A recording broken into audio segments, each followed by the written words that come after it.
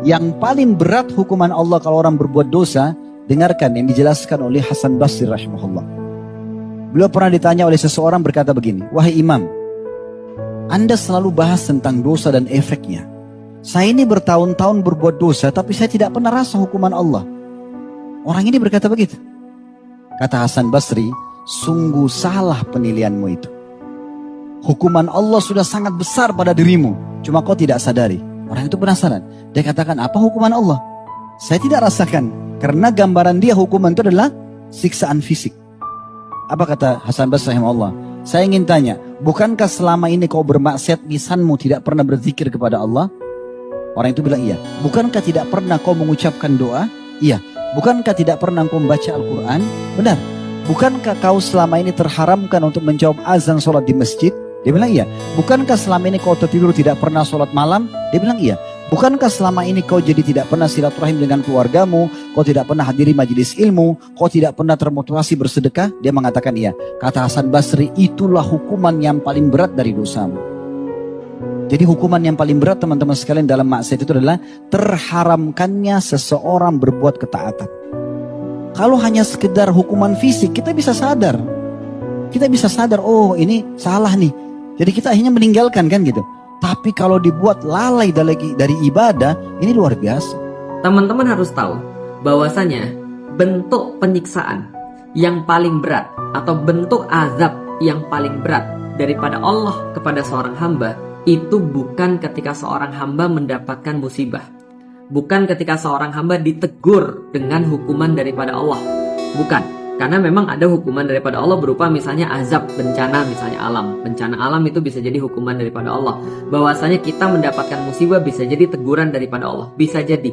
Tapi ini bukan azab yang paling berat. Bukan sebuah hukuman yang paling berat daripada Allah.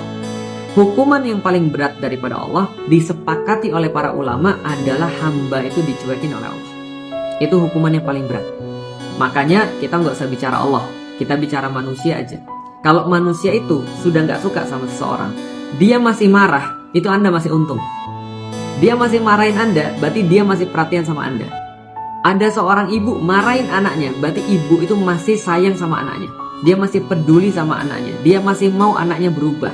Ketika seseorang itu masih komen, masih dia kemudian menunjukkan bahwa dia tuh nggak suka, masih mau untuk ngomel, masih mau untuk marah, Anda beruntung, berarti Anda masih ada harapan. Berarti Anda masih bagus. Nah itu ketika Anda masih dimarahin. Tapi kalau ibu kita sudah diam, bapak kita sudah diam, guru kita sudah nggak peduli, guru kita sudah diam, ini Anda harus berpikir. Kenapa? Karena bisa jadi ini adalah hukuman yang paling berat. Hukuman yang paling berat itu dicuekin. Nggak di dunia, nggak di akhirat. Allah itu kalau sudah memberikan hambanya sebuah hukuman yang sangat berat, itu di dunia dicuekin, di akhirat dicuekin. Nggak diperhatiin sama sekali. Saya ambil contoh lagi, Saya sebagai orang yang menikah, itu pasti pernah marahan sama istri. Ya kan ya? Mungkin teman-teman yang sekarang sudah menikah juga pasti pernah marahan sama istri.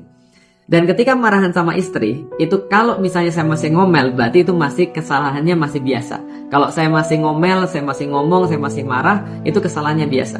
Tapi kalau seandainya saya sudah marahnya agak serius, itu biasanya Ummu Alil akan bilang begini, "Abi, lihat Umi dong." Gitu kan ya. Terus saya, apakah mau saya ngelihat dia? Nggak mau lah.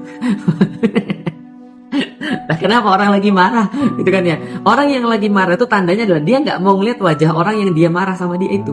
Dia nggak mau, dia akan nggak mau saya. Gitu kan dia, saya nggak mau lihat. Kenapa? Karena saya lagi marah, saya lagi nggak ridho, gitu maksudnya.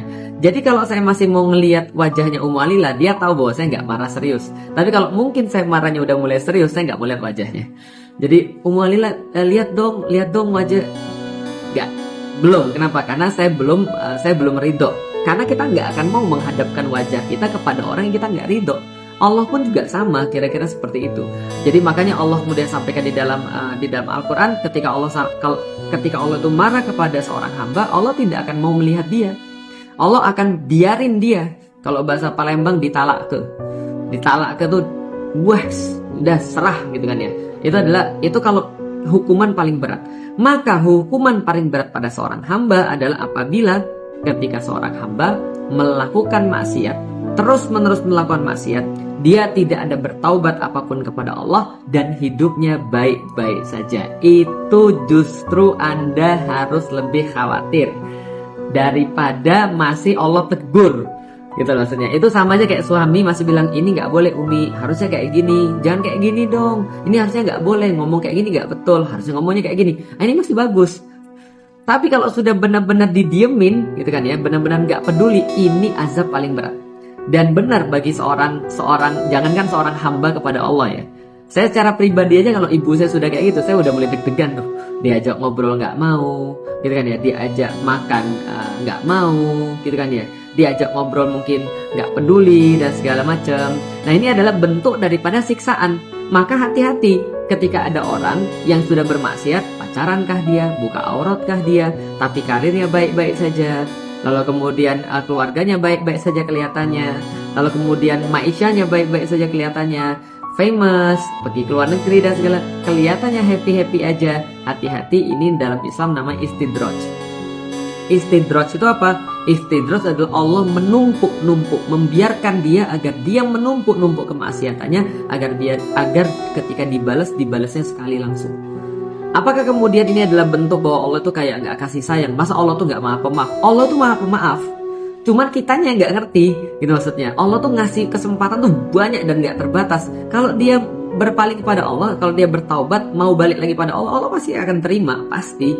Problemnya adalah ketika ada orang yang dia merasa bahwa dia baik-baik saja, ketika melakukan maksiat maka dia merasa bahwa ya udah, berarti aku akan lanjut terus. Dia merasa bahwasanya baik-baik saja. Kita melihat dia baik-baik saja, padahal itu bentuk daripada murkanya Allah. Itu bentuk daripada istidraj. Itu bentuk daripada sebuah hal yang tidak Allah ridhoi.